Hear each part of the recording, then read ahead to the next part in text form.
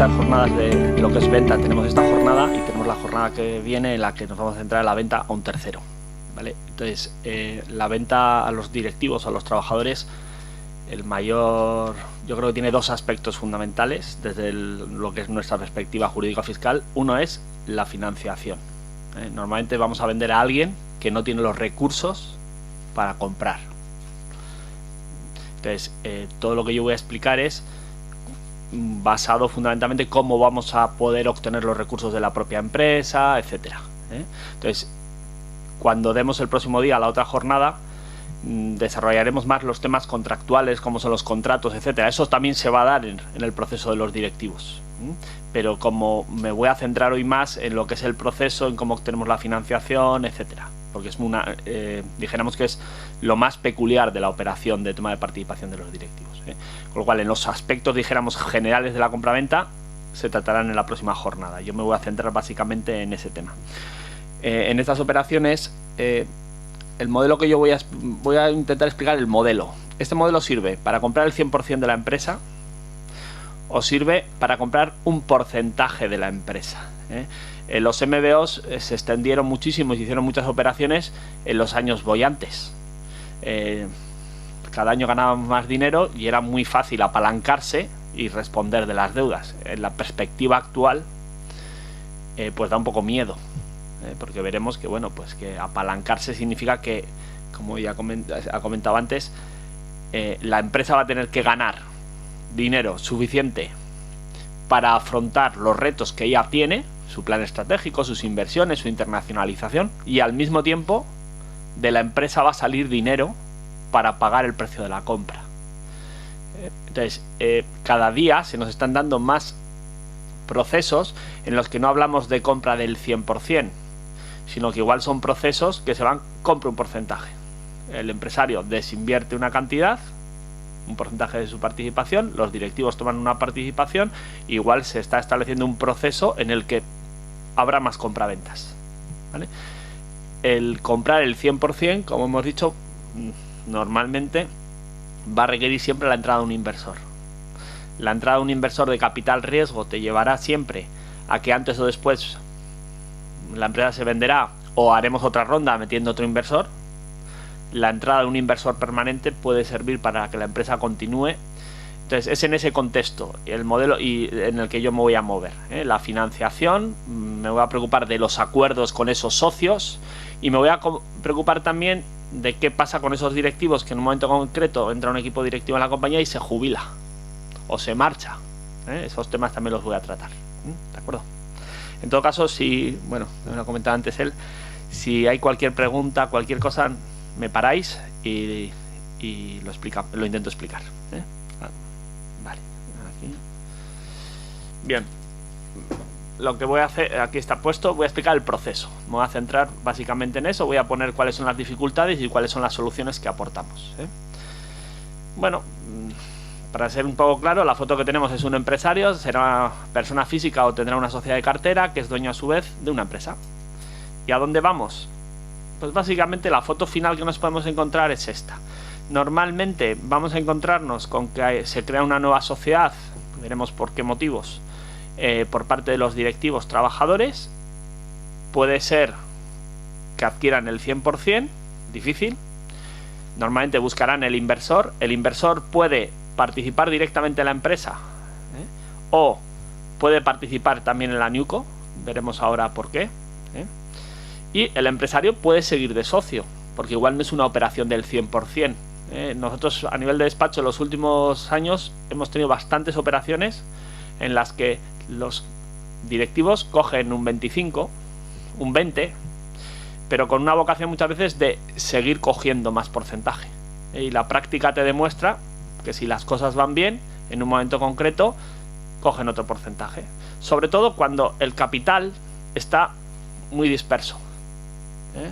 Muchas veces hay socios que tienen vocación de que yo me voy, y hay otros, sin embargo, que están muy contentos con su equipo directivo y que quieren seguir. Entonces yo voy a manejar un supuesto en el que puedo estar con los tres tipos de socios que estoy exponiendo, o que puedo estar solo con la NewCo, que es difícil, o la NewCo y un inversor, pero sí que me gustaría que visualizáramos la foto final, porque ahora lo que yo voy a tener que hacer es explicar cómo llego hasta aquí, desde un punto de vista jurídico y fiscal.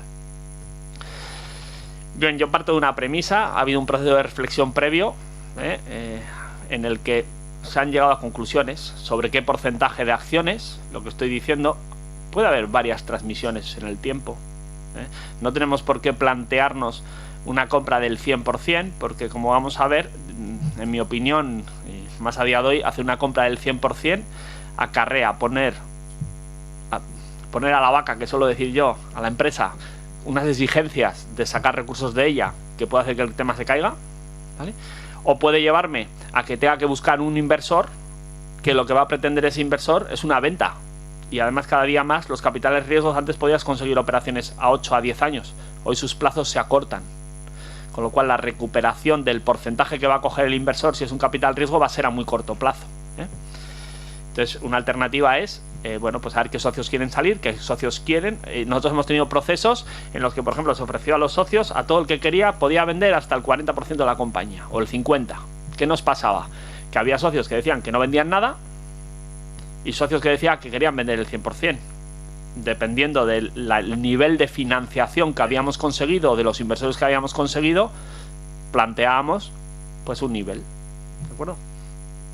Pero sí que igual la sensibilidad del momento económico, el que hemos vuelto a saber que existen riesgos, después del periodo que vivimos del 1994 al 2007, en que todo era ganar, pues estamos en un momento en que abordar una MBO con el 100% pues queda a su respeto, salvo que lo tengamos muy claro. Hay fotos en los que los directivos compran la empresa y la compran para venderla, y ahí sí, me busco un capital riesgo o una operación al 100%, pero tengo las cosas muy claras.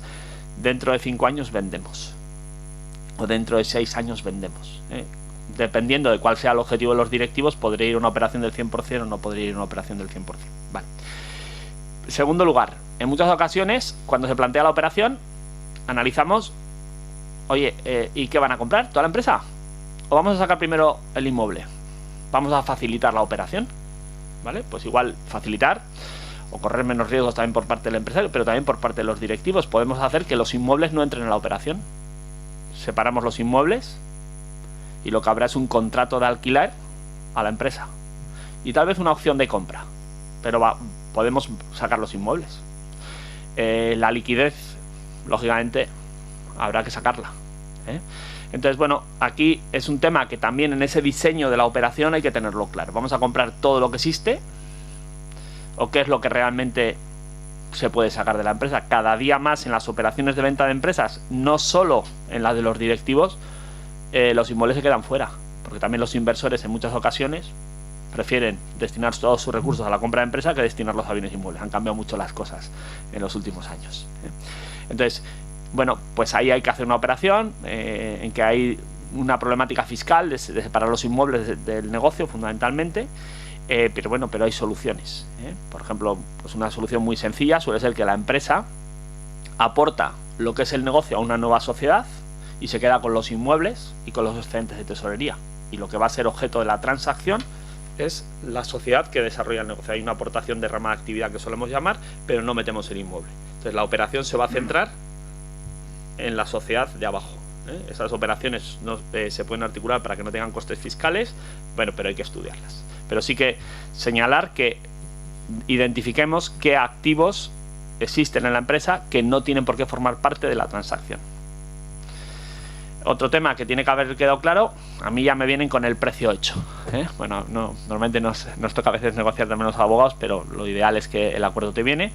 Los plazos de pago, normalmente cuando estás vendiendo a un tercero, la operación o al contado o con plazo de pago con avales bancarios, y si no, no vendemos. Pues a veces cuando se hacen operaciones con directivos, pues los plazos de pago, depende de cuál sea el contexto. Como ha dicho él, puede ser que sean el empresario el que se acerca a sus directivos para que tomen una participación tal. En ese contexto puede haber facilidades, mientras que si son los directivos los que se acercan, pues igual es más difícil que el empresario esté dispuesto a financiar la operación. Y para mí es muy importante conocer cuál es la estructura de la financiación, si hay precio aplazado o no, cuánto se rascan los bolsillos los directivos, qué ahorros tienen,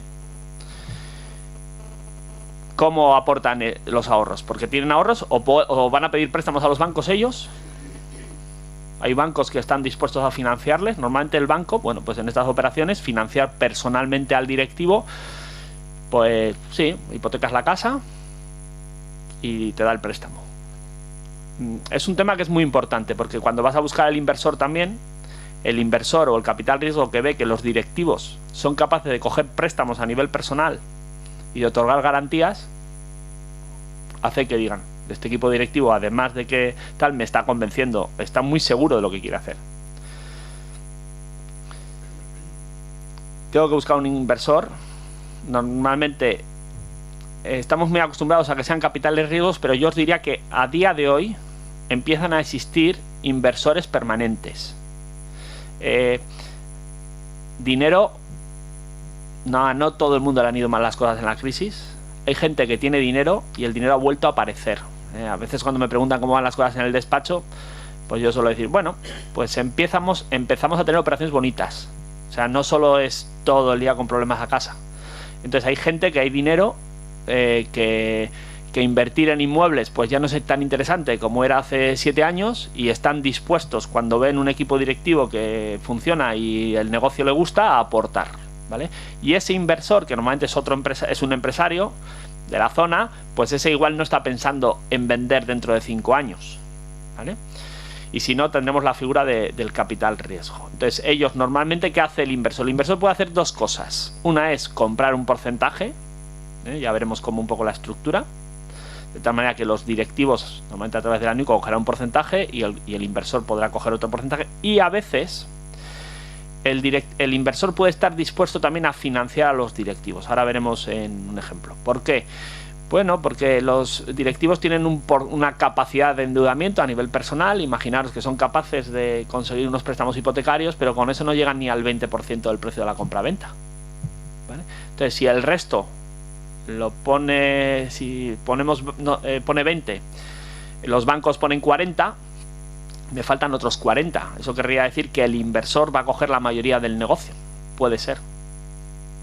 Pero también puede ser que el inversor esté dispuesto a dar un préstamo participativo, a financiar a los directivos. Ahora veremos un poco una estructura de operación, ¿eh? Y luego está la vaca, que es la empresa. La empresa puede ser que esté saneada, que no tenga endeudamiento. Puede ser que tenga endeudamiento, pero un endeudamiento que lo puede soportar muy bien. Puede ser que tenga dinero. Puede ser que mañana pida un préstamo a los bancos con garantía de sus inmuebles. La empresa puede obtener liquidez, y puede obtener liquidez en el momento de la operación. Es decir, la compraventa se va a producir mañana, pues podríamos obtener previamente el acuerdo de la financiación que comentaba antes. Puede ser un préstamo hipotecario que le den a la empresa, o puede ser que el dinero lo vaya obteniendo en el futuro. Es decir, la empresa va a generar unos cash flows en el futuro, y en esta operación, en ese plan de negocio que le estaba comentando, vamos a tener que prever qué capacidad vamos a tener de poder sacar dinero el día de mañana. Con lo cual, mis tres actores son los propios directivos, que tendrán su capacidad de endeudamiento. Tendré al inversor, el inversor para comprar participación, o en su caso también para financiar a los directivos. Y la empresa, podré sacar dinero de la empresa, bien en el momento de la compraventa porque tiene liquidez, bien porque me voy a endeudar en ese momento, o bien con posterioridad. Al diseñar lo que yo he llamado la estructura de financiación, voy a tener en cuenta siempre una norma, y es lo que llamamos la asistencia financiera. ¿La empresa puede prestar dinero a sus trabajadores, a sus directivos, para comprar? Pues la respuesta es, en sociedades limitadas, si la sociedad que vamos a comprar es una sociedad limitada, la sociedad limitada no puede prestar dinero, ¿vale?, para llevar a cabo la operación. No puede prestar dinero a sus directivos, y tampoco puede dar garantías. Es decir, imaginaros que un directivo o la NUICO de los directivos pide un préstamo, y ese préstamo va a ser avalado por la empresa que compramos. Eso no se puede hacer en una sociedad limitada, está prohibido. En una sociedad anónima tampoco se puede hacer, pero hay una excepción, que es cuando se vende a los trabajadores. Es decir, sí que puede la empresa que va a ser objeto de la compra dar préstamos a sus trabajadores, a sus directivos, o puede avalar. En ese caso que os decía, estamos comprando una SA, pues en ese caso a un trabajador, a un directivo, trabajador, estoy hablando de directivos, para mí el planteamiento desde el punto de vista legal es muy parecido. Le podría perfectamente pedir un préstamo al banco y la garantía podría ser de la sociedad. Esa es la excepción. Esto está previsto en las directivas europeas y sería un tema que hace que las operaciones, cuando vamos a hacerlas, tenemos que diferenciar si estamos comprando una SL o estamos comprando una SA. Es un tema bastante importante cuando estamos hablando de estas operaciones. Se suele plantear también la duda de si puede avalar a una sociedad creada por los directivos. Porque la norma, si os fijáis, dice que puede hacer, dice la prohibición establecida en el apartado anterior no se aplicará a los negocios dirigidos a facilitar al personal de la empresa la adquisición de las acciones. Habla del personal. Bueno, la doctrina en general se acepta que se puedan hacer préstamos a newcos, pero lo que se viene a decir las sociedades cuando participan exclusivamente trabajadores o directivos de la empresa. Bien. Entonces, esto, cuando vayamos hablando ahora, va a ser un factor que me va a influir. Porque si yo estoy pensando que en la estructura de la financiación voy a sacar dinero de la empresa, lo que tengo que tener claro es que no puedo prestar dinero más que en casos de SAs, ¿vale? Ni puedo dar garantías. Luego me va a influir en todo el proceso que os voy a explicar ahora. Bien, entonces vamos al ejemplo. Normalmente he dicho que los directivos crean una sociedad de ellos. Luego veremos que el inversor también puede entrar ahí, pero normalmente crean una sociedad de ellos. ¿Por qué? Bien, porque igual esa sociedad de ellos va a tener que recibir dinero de la empresa. Puede ser como préstamo, pero si la empresa les da un préstamo habrá que devolverlo. ¿Cómo lo van a devolver? Pues con los futuros dividendos que reparta la empresa. Si el directivo pide un préstamo, ¿cómo va a devolver el préstamo? Vale, también con su sueldo, pero está pensando que la empresa va a ganar dinero el día de mañana, que le va a ayudar a devolver los préstamos. O más aún, si estamos pensando que el día de la compraventa un banco le va a dar un préstamo de 2 millones de euros a la empresa, ese dinero lo tengo que sacar. Entonces, normalmente se utiliza una sociedad porque la manera de sacar el dinero, además de los préstamos, pero que hay que amortizarlos, es repartiendo dividendos. Entonces la empresa va a tener que repartir dividendos a los directivos para que ellos con ese dinero paguen el precio. Entonces normalmente se crea una sociedad porque la sociedad tiene derecho a la exención de los dividendos, no va a tributar por dividendos. Entonces el motivo fundamental es un motivo fiscal, ahora veremos otro que es legal, pero es... Yo, por ejemplo, ahora lo veremos en los ejemplos, pero yo en la operación vamos a pagar de los dineros que vamos a pagar, 2 millones salen de la empresa. Pues lo lógico es que el vendedor me diría que se lo pague en el mismo momento y yo le voy a decir que no, que yo voy a comprar y al día siguiente o a la hora de comprar le voy a pagar los 2 millones y los voy a sacar de la empresa. ¿Cómo? Repartiendo dividendos. La newco va a recibir los 2 millones y los va a pagar. Claro, si Hacienda me quita, entonces la sociedad de cartera, una sociedad tiene derecho, no tributa por los dividendos que recibe, ahora lo veremos. Y otro motivo que es importante, que va también un poco en la línea de la pregunta que hacías, es los directivos de alguna manera tienen que estar unidos, ¿vale? Normalmente en estas operaciones no es solo un directivo, sino que, bueno, pues normalmente está el director general, pero el director general tiene a sus directivos claves y con esos directivos clave plantean la operación.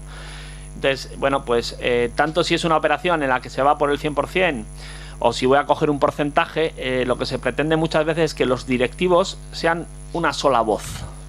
Y la newco sirve para que en la interlocución que vamos a ver, los directivos sean una única persona.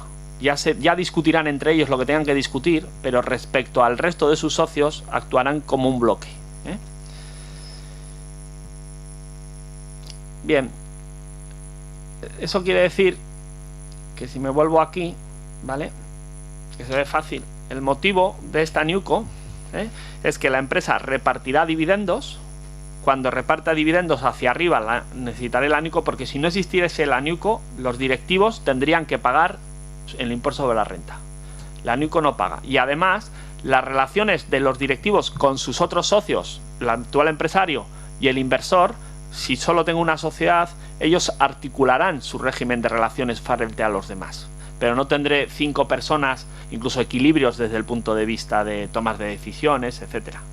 Si al final los directivos no tuviesen una sola sociedad, su porcentaje se diluirían con cada uno de ellos y sería una foto distinta. Y normalmente estas operaciones, los directivos tienen que hacer lo que tengan que hacer para establecer sus normas de funcionamiento. Y esas normas de funcionamiento es el pacto de socios de la NewCo.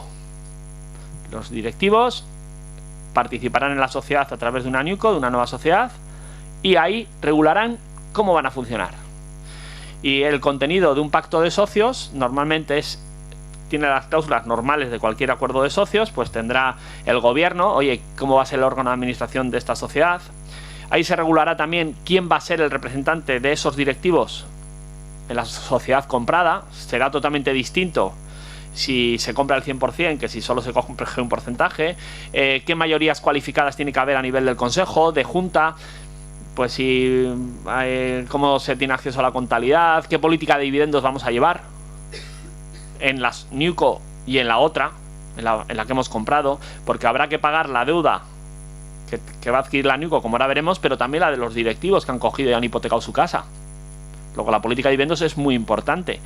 Si yo soy un directivo que decido participar en esta historia, tendré que tener claro que voy a poder devolver el préstamo hipotecario que he cogido, o con mi sueldo o con los dividendos que me van a llegar. Luego tendré que regular claramente la política de dividendos. Regularemos los regímenes de transmisiones y participaciones, incluso, lo digo luego, igual nos comprometemos todos a no vender nunca nuestras participaciones durante un periodo de tiempo, porque vamos a tener unos compromisos de financiación muy importantes y por lo tanto nos vamos a obligar a estar de modo permanente ahí.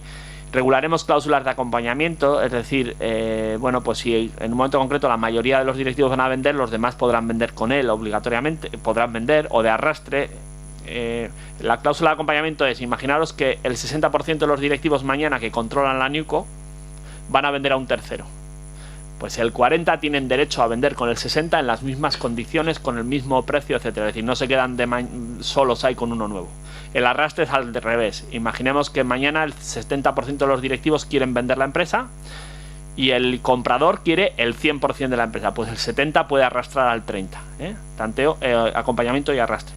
A veces se regula por parte de los directivos, por edades, por lo que sea. Oye, nosotros vamos a hacer esta operación, pero vamos a estar aquí 7 años. Y a los 7 años vamos a vender la empresa. Pues sería una cláusula de desinversión. Y lo demás son los temas normales de un pacto de socios. Todas estas cláusulas en un pacto de socios normal están, pues entre los directivos también. ¿Dónde están las peculiaridades? Que es a lo que estabas comentando un poco. Vamos a ver. Si tú eres un directivo y participas en esta historia, vas a entrar en tu condición de directivo. ¿Qué pasa si mañana me jubilo o me marcho porque me voy a otra empresa? Bien, pues se suele regular en la sociedad de los directivos unas obligaciones de trabajar para la empresa o para sociedades del grupo. Y eso se suele regular a través de unas prestaciones accesorias, de tal manera que los directivos se obligan por estas prestaciones. Un socio de cualquier sociedad, lo que aporta a su sociedad puede ser capital, que es lo que siempre normalmente estamos acostumbrados, pero las leyes prevén también lo que se llaman prestaciones accesorias, que son obligaciones que tú asumes frente a la sociedad. Entonces tú, en los estatutos de la sociedad, puedes prever prestaciones accesorias en virtud de las cuales te obligas a trabajar en la sociedad. Y si dejas de trabajar en la sociedad tendrá normalmente, y así lo prevemos, una opción de compra sobre esas acciones. ¿De acuerdo? Al revés, en algunos casos prevemos también que si llegas a jubilarte en la sociedad tendrás una opción de venta respecto a las acciones. Es decir, de alguna manera se abre un proceso de reflexión sobre qué ocurre si alguien deja de ser directivo de la compañía, por causas voluntarias o no voluntarias. Entonces eso se suele regular en el pacto de socios y suele ser uno de los temas que más guerra nos da.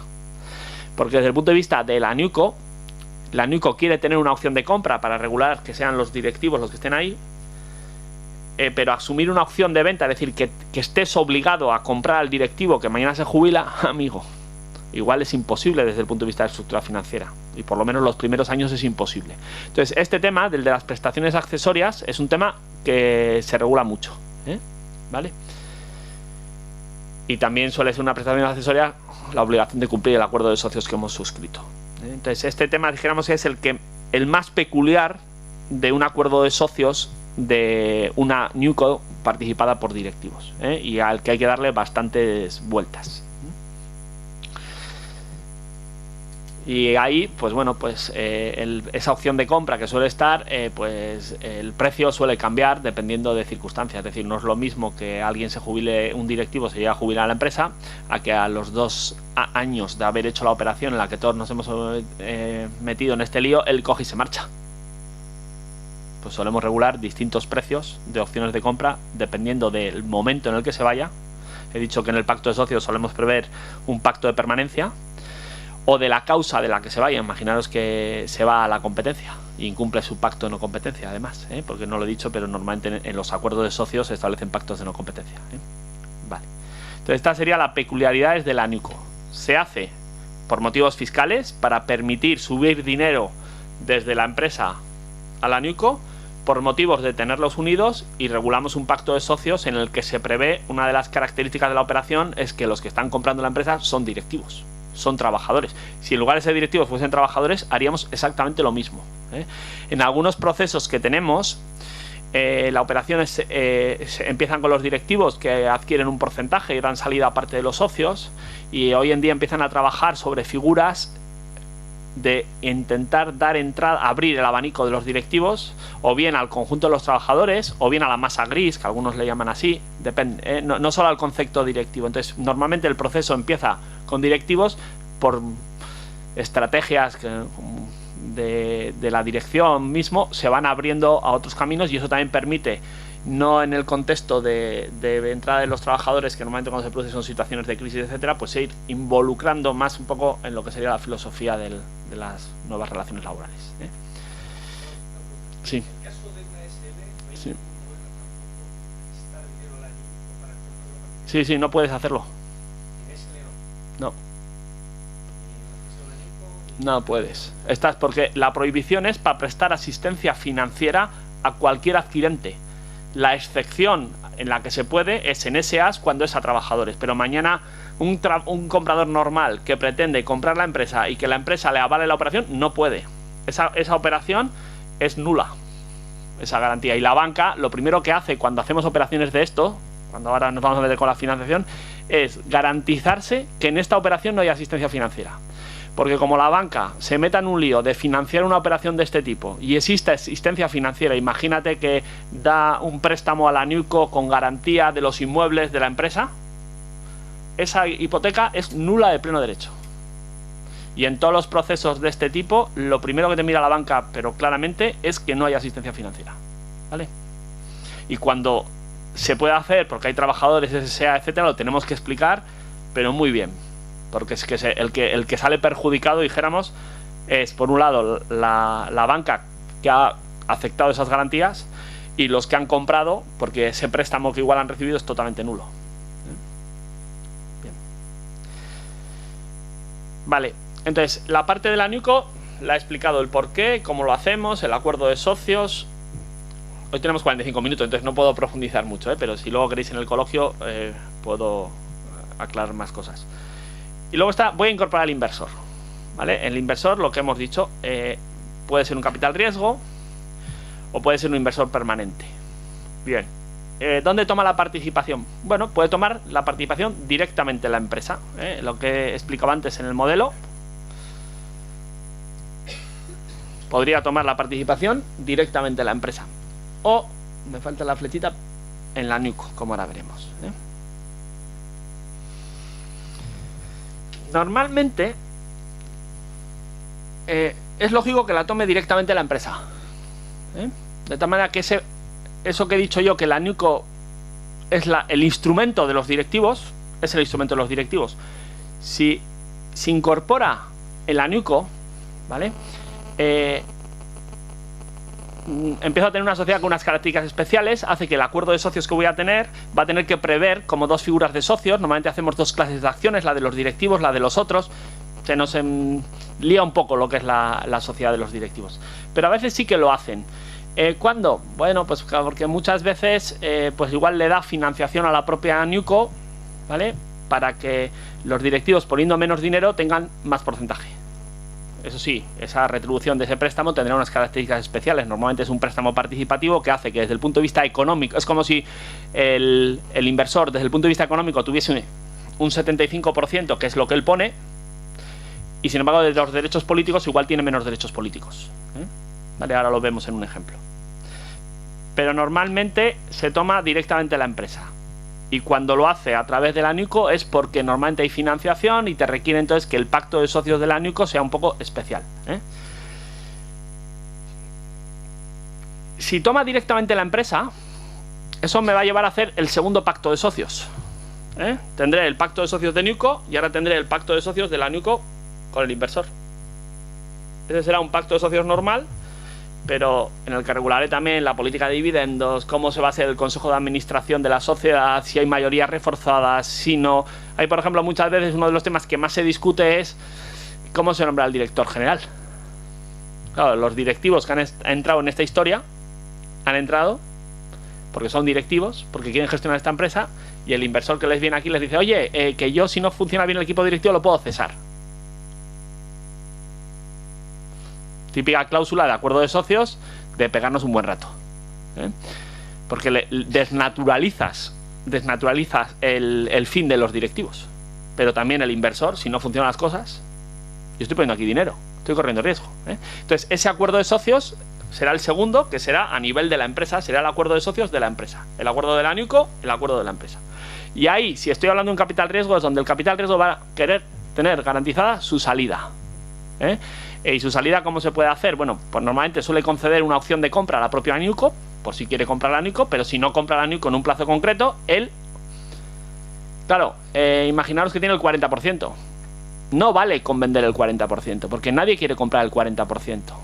Entonces el acuerdo que él tendrá, normalmente es una cláusula de arrastre, que es que pasados X tiempos, imaginaos los 5 años que comentaba, o 6 años, si no le han comprado a él podrá arrastrar. Es decir, saldremos al mercado, buscará una oferta y la NUICO estará obligada a vender. Vale. Esto al capital riesgo no le gusta. Porque claro, alguien que venga a comprar una empresa y que todo su equipo directivo esté en contra de esa venta, el comprador se lo tiene que pensar. O es del gremio y está dispuesto a echar a todos mañana, o es difícil. Entonces, este suele ser otro tema por el cual el capital riesgo, al entrar en una operación de estas, le suele gustar mucho más el capital riesgo que el equipo directivo entre para vender. Imaginaos que el equipo directivo plantea una operación en la que va a coger el 20%, el capital riesgo coge el otro 80%, hacen un acuerdo y el planteamiento que se hace es que dentro de 6 años vendemos todos. Cuando el capital riesgo identifica que la voluntad de los directivos es hacer eso, está encantado de la vida. Porque sabe que su finalidad, que va a ser ganar dinero, es compartida por los directivos, que no solo es desarrollar el negocio, sino que es ganar dinero, y van a vender todos de modo conjunto. Ahí coinciden los intereses de todos. Cuando estamos en operaciones de capital riesgo, en la que se ve, en operaciones de MBOs, en las que se ve claramente que los directivos lo que quieren es comprar la participación, seguir dirigiendo la empresa, darle continuidad a la empresa, el capital riesgo no es tan atractiva esta operación como la otra. Porque en el momento de su salida puede tener problemas, ¿vale? Es por eso también que cuando desde el despacho nos viene alguien y nos dice vamos a hacer esta operación, pues es muy importante saber a qué inversor estás buscando. Es decir, si te viene alguien y te plantea que lo que quieren es sacar esta empresa adelante, pues nosotros le diremos, oye, y seguir adelante y hacer un futuro e incluso adquirir más porcentajes a largo plazo, pues lo que le plantearás primero que no busque un capital riesgo y que busque un inversor permanente. O que busque un capital riesgo institucional, o sea, gobierno vasco. Porque realmente en ese caso el interés del gobierno vasco, bueno, pues si el día de mañana vende el porcentaje a través de sus entidades de capital riesgo, pues muy bien, pero priorizará el futuro, el que en el País Vasco ese proyecto siga creciendo, siga haciendo cosas. Entonces es importante en ese proceso de reflexión quién va a ser mi socio, ¿vale? Y qué es lo que los directivos quieren, continuidad, desarrollo, tal, o vender, hacer un buen negocio. Bien. Vale, entonces una foto que podríamos tener en caso, es que el inversor, por ejemplo, los directivos aportan 10, el inversor aporta 10 y el inversor le da un préstamo a la NUICO de 30. Fijaros, estamos intentando equilibrar desde un punto de vista de capital. Ese préstamo de 30 será un préstamo participativo que hará que de los dividendos que reparta la NewCo, pues 40 se los va a llevar el inversor. ¿Vale? Pero políticamente intentamos buscar un equilibrio algo mejor. Estas operaciones antes se hacían mucho porque el capital riesgo, como norma, nunca quería tener más del 50% del capital. Pero esto se ha acabado. Hoy en día hay capitales de riesgo que cogen el 100% de la operación y no importa. Entonces es muy difícil conseguir esta foto hoy. Entonces es más normal acabar en la otra foto que hemos dicho, en la que NewCo por un lado e inversor toman participación directa en la empresa. Pero bueno, esta foto se dio.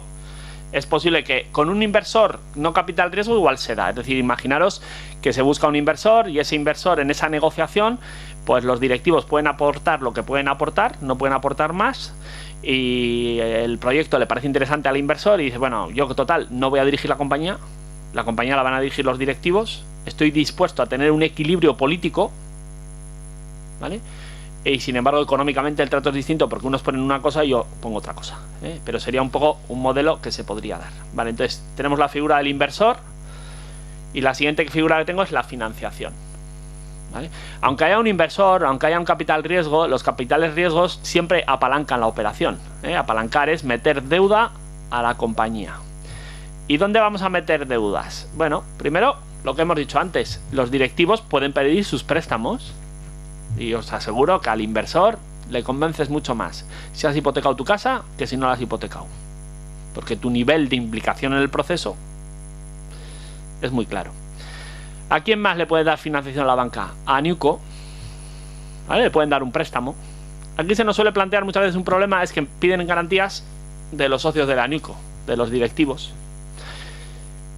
A veces se llega a mixtos, parte de ese préstamo es con garantías de los directivos y parte es con ignoración de las participaciones, acciones que hemos comprado, ¿vale? Pero eso a las entidades financieras no les gusta mucho, Entonces, bueno, suele ser un mixto.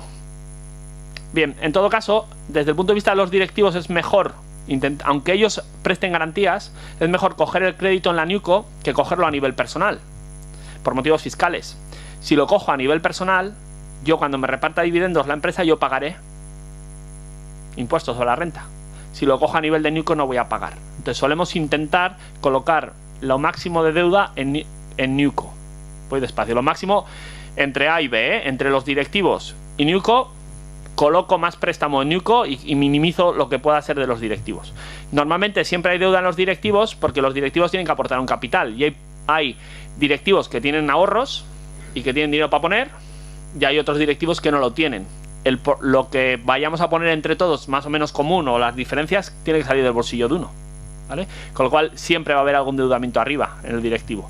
Después viene el endeudamiento en la NewCo. La discusión si va a haber garantías es ojo con las solidarias mancomunadas, cada uno por su porcentaje, Y luego la empresa puede coger deuda en el momento de la operación, y eso es lo que más les gusta a los bancos.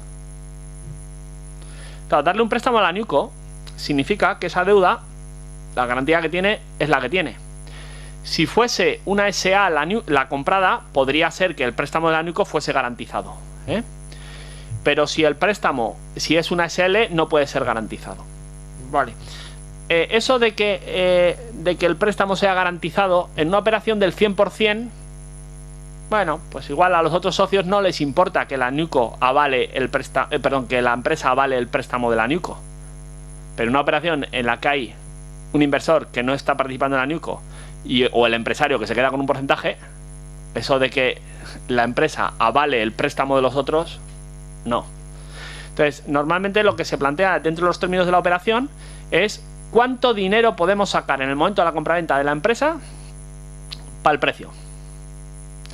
Entonces tengo la caja, o pido un préstamo hipotecario, por ejemplo, o pido un préstamo. Hay empresas que les dan préstamos hoy en día sin hipotecas. A la banca, ¿por qué le gusta más? Porque fijaros, la NewCo, sus ingresos ¿de dónde vienen? De los dividendos, ¿no?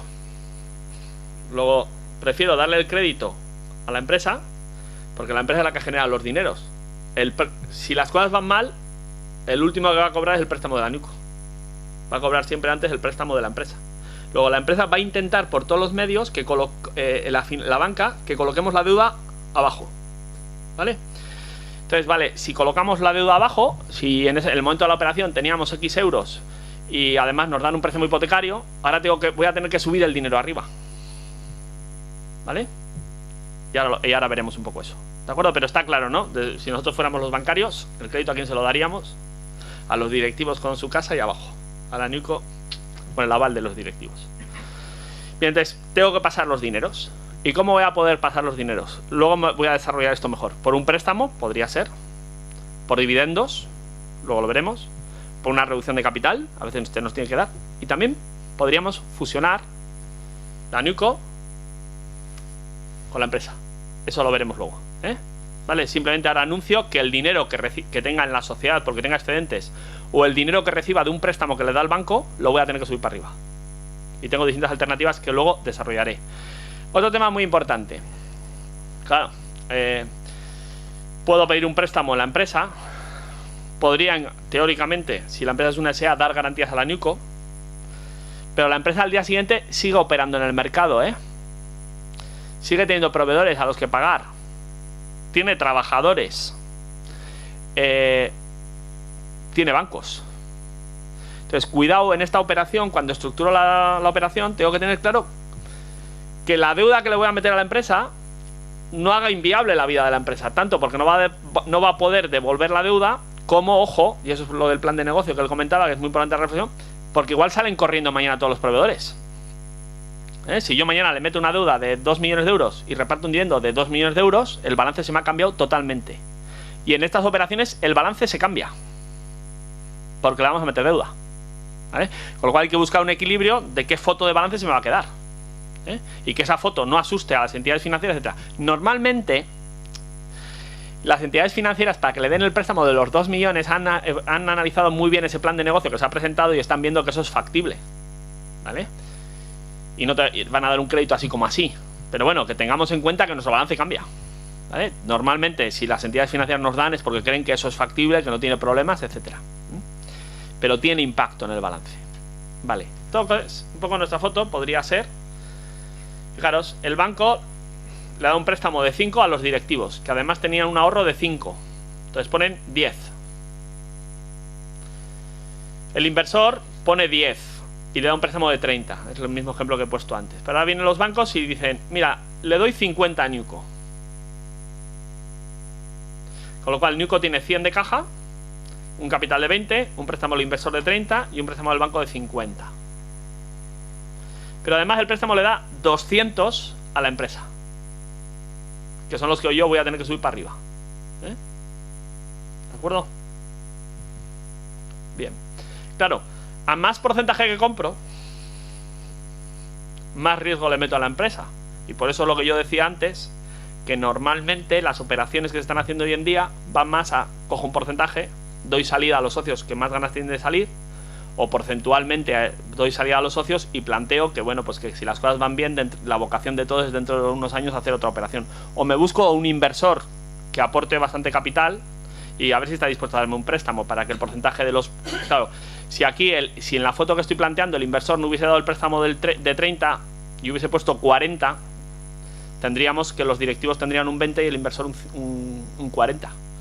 Bueno, tampoco es tanto problema muchas veces. Al final es el pacto de socios. Tendré que pactar claramente en el pacto de socios con el inversor cuáles son las condiciones. Es decir, los derechos políticos se pueden alcanzar bien porque da un préstamo y entonces su porcentaje es más bajo, o bien porque en el acuerdo de socios establezco que para tomar no sé cuántas decisiones los directivos tienen que dar el ok. La NewCo lo tiene que dar. Es decir, que a veces con un 30%, con un 20% puedes tener un poder que resulte interesante. Vale, entonces mi problema aquí será que tengo que subir el dinero del préstamo ese de 200 que me han dado, más el resto del dinero que tenga, a NewCo. Pero también mi problema será que el día de mañana tendré que seguir repartiendo dividendos o sea, la empresa tendrá que ganar dinero para devolver su préstamo de 200, pero además tendrá que repartir dividendos para que NewCo pague su préstamo de 80. ¿Sí? ¿De acuerdo? Vale. Bien, entonces, bueno, pues si yo ya tengo la estructura de la financiación, hemos dicho que vamos a comprar no sé qué porcentaje y tengo un precio, lo normal es que vaya y tenemos el contrato de compraventa. Y el contrato de compraventa normalmente suele ser muy similar a cualquier contrato. Ya he dicho antes que en esto no me voy a parar porque en la próxima sesión hablaremos más Pero bueno, dirá cuántas acciones se compran, qué precio, cómo se paga, si hay aplazamientos, si hay garantías del precio aplazado. Habrá normalmente de los hechos anteriores a la compraventa responde el empresario, es decir, si viene Hacienda por un ejercicio anterior o si viene la Seguridad Social, etcétera, ¿vale? Hay un régimen de responsabilidad. Al que vende se le suele poner, aunque sea el empresario, un pacto de no competencia, ¿vale? Etcétera. Entonces no me centro porque en la próxima sesión del día 2 lo desarrollaremos. ¿Qué peculiaridades puede haber en un contrato de compraventa cuando los que compran son los directivos? Bueno, un tema que suele ayudar a veces a relajar la negociación del precio es cuando tú vendes a un tercero, ¿vale? El tercero va a venir, va a hacer una due diligence de arriba abajo y te va a poner un régimen de responsabilidades bastante exigente. Cuando los que compran son los directivos, con la peculiaridad de que hemos comentado que si mete un inversor, ese inversor también va a querer un régimen de responsabilidades muy importante. Bueno, si es un inversor permanente, igual no tanto. A veces los directivos están dispuestos, porque conocen bien la empresa, a que el régimen de responsabilidad de los vendedores sea más laxo. ¿De acuerdo? No es lo mismo un tercero que viene a comprar algo que no lo conoce que los directivos que están dentro. Los directivos pueden asumir, y en algunas ocasiones lo asumen, bueno, pues unos ciertos riesgos porque conocen dónde están los riesgos de la operación, ¿vale? Mientras que, por ejemplo, medio ambiente, pues saben lo que tienen. Es decir, que cuando hablamos de responsabilidades no solo son Hacienda, Seguridad Social, pues son que la empresa tiene licencias de actividad, que la empresa cumple todos los requisitos de medio ambiente, que cumple las normativas de seguridad y higiene del trabajo, protección de datos. Los directivos saben lo que tienen. Y por lo tanto, pues el régimen de responsabilidad, pues a veces, y eso ayuda a que el precio, pues bueno, pues se pueda acercar a algo más razonable que lo que sería si igual vendo a un tercero. Y la otra peculiaridad a veces suele ser la forma de pago. Es decir, a veces nos encontramos en operaciones en las que el empresario prioriza la continuidad de la empresa, tiene una situación económica buena, no necesita el dinero y parece mentira, pero es que hay de estas cosas, y realmente pues da facilidades de pago de la operación, ¿vale? Porque realmente no quiere seguir, tiene una empresa que está saneada, que cree que la gente lo ha hecho muy bien y confía en el tema. Claro, si se lo vende a un tercero le pide avales. Si se lo vende a los suyos, a veces ocurre, ¿vale? Con lo cual puede haber facilidades. Y la otra peculiaridad, eso es lo de las facilidades, es que como voy a tener que sacar el dinero de la empresa, los 200, que hemos dicho que va a tener que recibir el préstamo, en la operación de compra-venta, esos 200 siempre se pagan después de la compra-venta, porque como no puede haber normalmente asistencia financiera, lo que se suele hacer es, compramos, en la misma notaría hacemos junta general de los nuevos socios, y repartimos dividendos. Ahora veremos un poco eso, y eso se paga después de la compraventa, que suele ser un tema que cuando explicamos las operaciones, pues al vendedor le genera un poco de dudas, porque dices, pago en la operación que yo he planteado aquí, estarían cobrando 100 en el momento de la compraventa, que es la caja que tiene Newco, y 200 dentro de 10 minutos, porque voy a tener que sacar el dinero una vez que ya he comprado, Bueno, ahora me voy a meter un poco con eso, Si hay cualquier pregunta me paráis, Bien, entonces ahora voy. ¿Cómo paso los recursos? Antes ya lo he anunciado un poco, ¿no? Pues puede ser como los dineros que voy a utilizar, en el ejemplo que he puesto, los 200, ¿cómo los paso? Bueno, pues normalmente una opción es el préstamo. La verdad que no solemos utilizarlo mucho, Para que hubiese un préstamo a la Newco tendría que ser una sociedad anónima al adquirente y todos los socios de la Newco tendrían que ser trabajadores de la empresa, Bueno, pues puedo hacer un préstamo. Bueno, no es lo habitual. Además, a veces hay un problema que nos suele plantear, que es que los directivos pasan a ser administradores de la empresa. Igual ya lo eran. Y aquí hay un problema técnico, que es que aquel alto directivo, o sea, el director general, no los demás, que se incorpora al Consejo de Administración, según toda la jurisprudencia del Tribunal Supremo, no tiene relación laboral.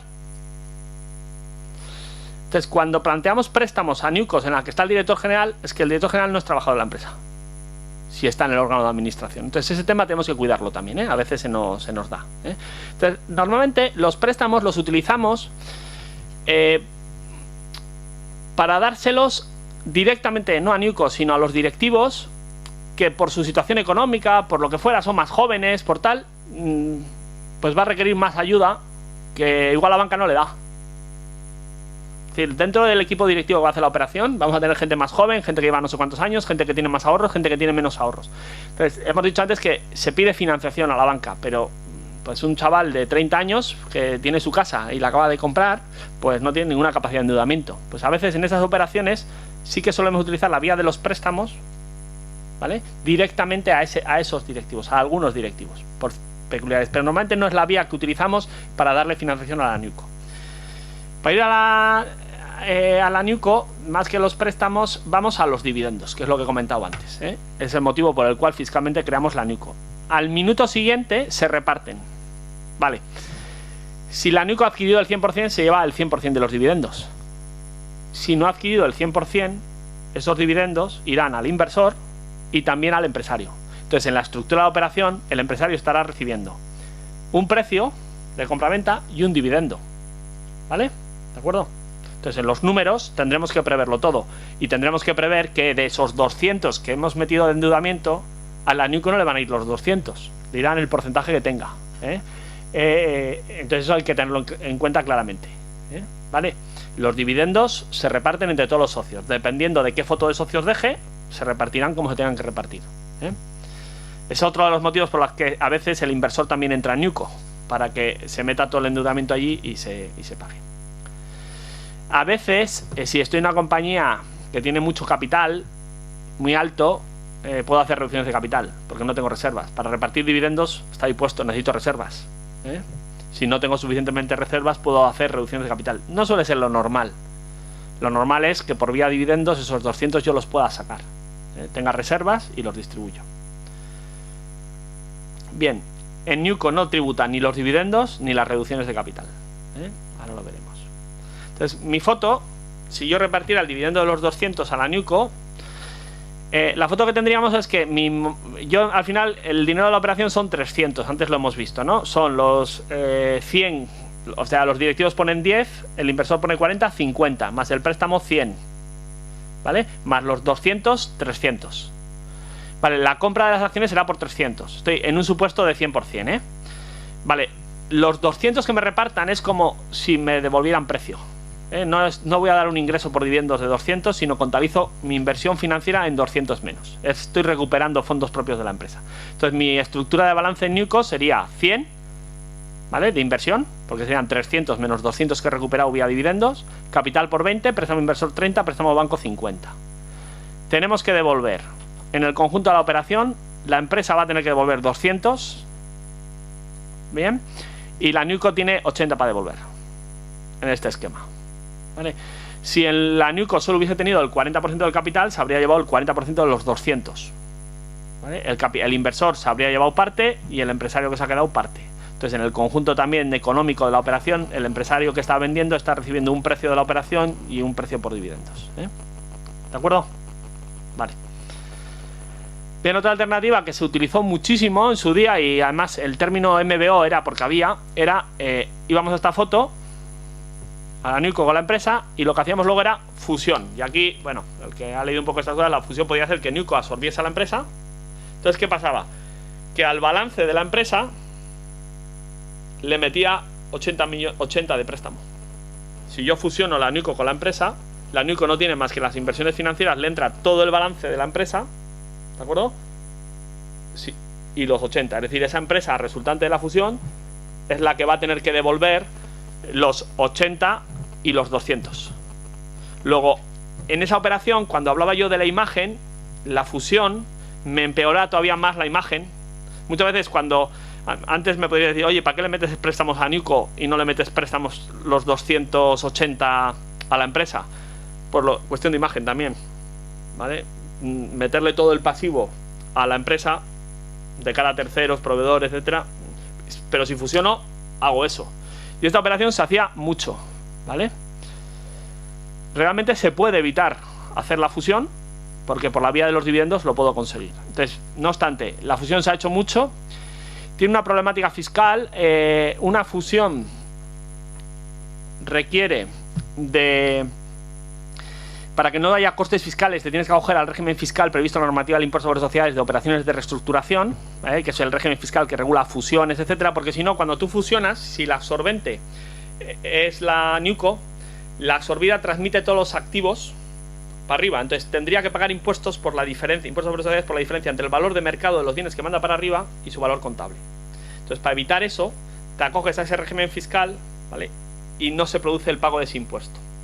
Es un régimen fiscal que es canje de valores, fusiones, tal, que escisiones, que te permite hacer las operaciones con una neutralidad fiscal, pero para hacerlo tienes que tener motivos económicos válidos. Entonces, últimamente se viene discutiendo por parte del Tribunal Supremo y por parte de Hacienda si realmente existen motivos económicos válidos, y estamos parando de hacer fusiones de este tipo, porque realmente no le beneficias para nada a la empresa.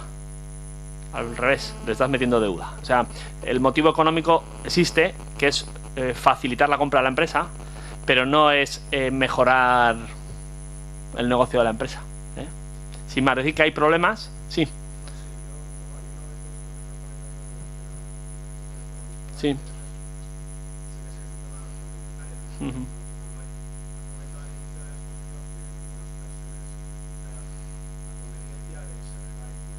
Sí.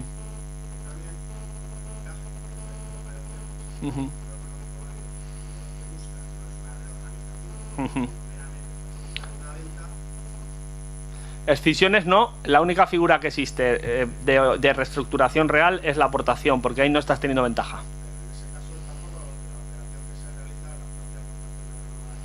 Pero es que normalmente, salvo que tengas un fondo de comercio muy alto en la operación, igual no tienes problemas. Por eso he dicho que hay que analizarla, no he dicho que sea la aplicable, se puede hacer, siempre y cuando el precio de transacción sea parecido a contable. Si no, no. ¿Vale? Bien, entonces, tengo una problemática fiscal en las fusiones con los motivos económicos válidos, ¿vale?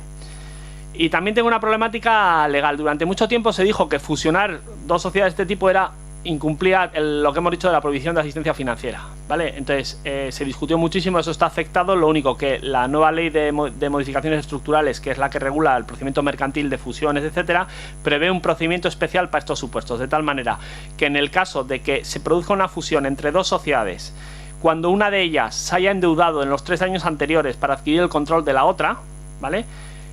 Se necesita el proyecto de fusión tiene que explicarlo, tiene que prever en qué plazos va a poder devolver esa deuda. Me explico, es una fusión entre dos sociedades en las que una de ellas en los 3 años anteriores se ha endeudado para adquirir la otra. En ese caso, el proyecto de fusión tiene que regular qué recursos va a generar esta empresa, la empresa resultante de la fusión, para pagar la deuda, ¿vale? Los administradores en su informe tienen que decir cuáles son las razones de la compra, ¿vale? Y también tienen que justificar la operación de fusión. Y los expertos independientes, caso de SEAS, que se necesita informe de experto independiente, tienen que dar su ok en el sentido que entienden que la compañía va a generar recursos suficientes para poder pagar la deuda esa. Entonces, las fusiones se nos complican desde el punto de vista mercantil, se nos complican desde el punto de vista fiscal por los motivos económicos válidos, y cada día estamos yendo a otras alternativas. Esas otras alternativas es no fusionar y consolidar fiscalmente, si se puede, la NewCo con la empresa, que obtienes prácticamente los recursos van a subir vía dividendos que no tributan, y hay un fondo si existiese un fondo de comercio le vas a sacar las mismas ventajas por la vía de consolidación que por la vía de fusión. Ese sería el proceso, ¿vale? A partir de ahí, simplemente recordar algunos aspectos fiscales. Los socios, personas físicas, cuando venden sus participaciones, acciones en sociedades, tienen ganancias de patrimonio. La ganancia de patrimonio, si los bienes vienen antes de 1994, se diferencia la parte ganada hasta la parte del beneficio de la ganancia de patrimonio que se genera hasta el 1 de enero del 2007 y la siguiente, linealmente. Es decir, si yo compré en el año 88 y vendo ahora, por diferencia entre el coste de adquisición, que lo actualizo, y el precio de venta, tengo la ganancia, divido entre el número de días que han transcurrido desde que yo soy socio, adquirir las participaciones, a cuando las vendo, y lo diferencio en los dos tramos, posterior al 1 de enero del 2007 y anterior. Lo posterior al 1 de 2007 tributa conforme la escala que tenéis ahí, desde el 20 hasta el 25, normalmente esas operaciones al 25. Lo anterior al 1 de enero del 2007 se aplican los famosos coeficientes reductores, que pueden hacer que esa parte de la ganancia, pues si las acciones vienen del 88, creo que es, no paguen nada de impuestos, ¿vale? Entonces, simplemente que en acciones compradas a partir del 94 van a pagar impuestos al 25%, básicamente. El valor de transmisión, que en estas operaciones a veces es problemático, en la norma te dice que el del IRPF, que en principio se entiende que cuando vendes una compañía o la vendes a valor teórico, es decir, fondos propios, o capitalización de los beneficios de los 3 últimos años al 20%, ¿vale? Eso quiere decir que coges los beneficios después de impuestos de los 3 últimos años, los sumas, los divides por 3 y los multiplicas por 5. Es como multiplicar por 5.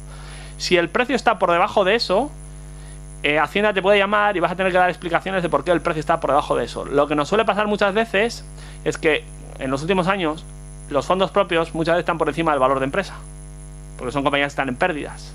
Entonces hay veces que se hacen transacciones por debajo de fondos propios y a veces tenemos que dar explicaciones, y esas explicaciones pueden ser satisfactorias para Hacienda o no. Y eso tiene su importancia porque en una transmisión a directivos, ¿vale?, cuando se entregan a los directivos acciones a precios rebajados, esos son rendimientos de trabajo en especie, ¿vale? Entonces en estas operaciones este tema a veces no sale. Cuando se hace una transacción que va por debajo de estos valores, podemos tener un problema con Hacienda en el sentido de que intenten imputar a los directivos o a los trabajadores una retribución en especie, ¿vale? Otro tema, si se difiere el pago, que en estas operaciones se suele dar, pues lo que te sale a pagar, tú tienes la ganancia de patrimonio, te sale a pagar tanto, se distribuye siempre y cuando el pago se realiza más de un año, ¿vale?, en los años que vas cobrando, proporcionalmente al precio que cobras en cada año, ¿vale? Hay un supuesto especial que es aquellos empresarios que tienen más de 65 años, ¿vale?, que están ejerciendo funciones de dirección y cobran por ello, que más del 50% de sus ingresos son por ese motivo, ¿vale? Si venden, ¿de acuerdo?, a sus directivos, ¿vale?, y ellos dejan de ejercer funciones directivas, no pagan impuestos, Es un supuesto especial. Tener más de 65 años, es seguir dirigiendo la empresa, cobrar fundamentalmente y se la vendes. Requisito es que, aquí viene la trampa, se tiene que hacer la oferta a todos los trabajadores por igual. No vale que... Bueno, algunos de aquí, bueno, como tengo una holding y en la holding solo tengo los directivos, pues se las he ofrecido a todos los trabajadores por igual. ¿Me he explicado, no? Vale. Pero bueno, hoy en día con esas cosas cuidado porque motivos antielusión y fraude de ley y todo eso es lo que estamos viviendo todos los días en Hacienda, Pero bueno. Bien, esa oferta a todos los trabajadores y básicamente los trabajadores tienen que mantener las participaciones 5 años. Entonces, en algún tipo de empresas pequeñas, etcétera, que se producen transmisiones a todos los trabajadores, esto se ha llegado a aplicar. Si estamos hablando de empresas más grandes, el requisito de oferta por igual a todos los trabajadores, etcétera, complica el asunto. Bueno, en estructuras de grupos puede darse. Un tema muy importante, sí.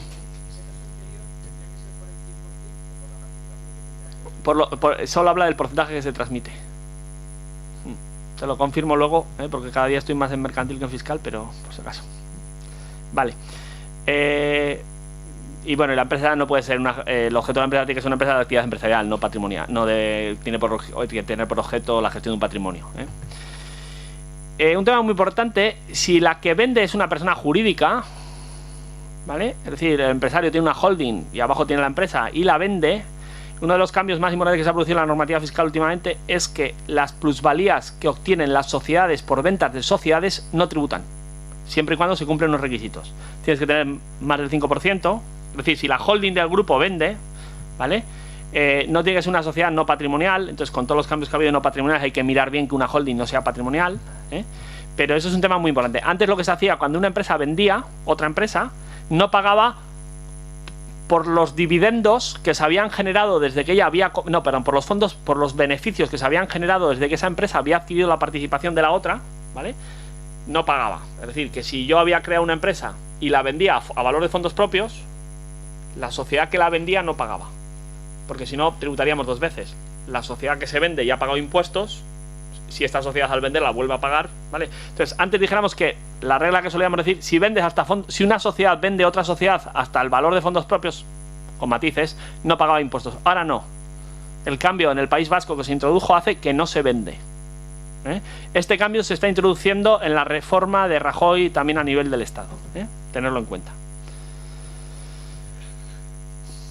Bien, eso es lo que he dicho antes, de que cuidado en el IRPF de los directivos y las operaciones van a precios rebajados. Es decir, a veces nos pasa, pues, igual en un proceso de sucesión no tanto, pero voy a dar la entrada a unos directivos y les voy a dar facilidades de de valoración, les voy a dar acciones gratis, etcétera. Cuidado que hay retribuciones en especie en el IRPF que van a renta general de trabajo y que puede tener unos costes muy significativos. Entonces, cuando se hacen operaciones de estas, cuidado con los precios, ¿eh? Antes, además, había una exención para hasta 3.500 euros, hoy se ha quitado. No me paro aquí, hay deducciones a favor de los trabajadores que compren participaciones en empresas, pero bueno, pero estamos hablando de una deducción del 10% con un límite de 1.200 euros, o sea, que en las cosas que estamos hablando no ayuda para nada. El gobierno vasco creó una especie de fondo, si utilizas cantidades que vengan de fondos constituidos por las administraciones públicas del País Vasco, pues la deducción es del 10% y sube el límite a 10.000 euros, pero no se está utilizando mucho estas figuras, ¿eh? Pero bueno, que se ha hablado mucho de incentivar la participación de trabajadores, etcétera, pero que las deducciones fiscales que hay son mínimas. Un tema muy importante también, que no me has entrado tanto, he hablado mucho del endeudamiento. Hemos dicho que tenemos endeudamiento en los trabajadores, en la NUCO y en la empresa. El préstamo que coge la empresa, está claro que esos gastos financieros son gastos deducibles para la empresa, ¿de acuerdo? Es decir, el apalancar la empresa me está ayudando a que la empresa va a pagar menos impuestos. Y eso está claro. Cuidado que en el Estado hay limitaciones para la deducibilidad de los gastos financieros. Estoy hablando del ámbito del País Vasco. Voy a la NUCO. La NUCO, ¿qué va a tener? Gastos financieros de su préstamo. ¿Y qué ingresos va a tener? Dividendos. Luego los gastos financieros no le sirven para nada. Por eso normalmente se consolida, y la NUCO consolida con la empresa, para que los gastos financieros de la NUCO se maten los beneficios. Luego por eso se consolida. Otra opción es la fusión. Si fusiono, todos los gastos financieros se colocan ahí. Entonces el tema de gastos financieros es importante. Antes he dicho que el motivo de la NUCO era los dividendos, también es este. Voy a aprovechar los gastos financieros, porque los gastos financieros que tienen los directivos trabajadores que han cogido deuda no son deducibles en su IRPF. ¿Vale? ¿De acuerdo? Luego la NUCO también tiene como objetivo priorizar los gastos financieros. Esto ya lo hemos visto antes. ¿Cómo sacábamos el dinero? Bueno, pues fiscalmente los rendimientos de capital no tienen... Si no existiese la NUCO, pagaríamos como rendimientos de capital hasta el 25%, con la exención de los 1.500. Las sociedades no pagan, que ya lo hemos visto, ¿vale? Y ahí me callo. Vale. El tema de la consolidación fiscal, muy importante. Si estas operaciones se hacen, si vamos a porcentajes altos y la NUCO llega a tener más del 75% es el requisito para consolidar, ¿eh? Ahí la ventaja que tengo es el tema de los gastos financieros se los voy a imputar al negocio, y también si he comprado por encima valor contable es posible que me surja un fondo de comercio financiero, que solemos llamar, es más complicado, pero hay una cierta... Si pago por encima del precio de los fondos propios, hay que analizar por qué pago de más. Puede ser porque haya un inmueble con una plusvalía muy alta, o puede ser que sea un fondo de comercio. Si es un fondo de comercio o es un inmueble tal, hay que intentar optimizar fiscalmente ese pago de más, ¿eh? Y el tema de la fusión, que ya os he comentado antes, de que hoy en día, desde un punto de vista fiscal, la fusión en estos supuestos se están cuestionando. Hay una sentencia del Tribunal Supremo que dice que no hay motivos económicos válidos, etcétera, pero no, es matizable, ¿eh? Y ya está. Creo que lo he clavado.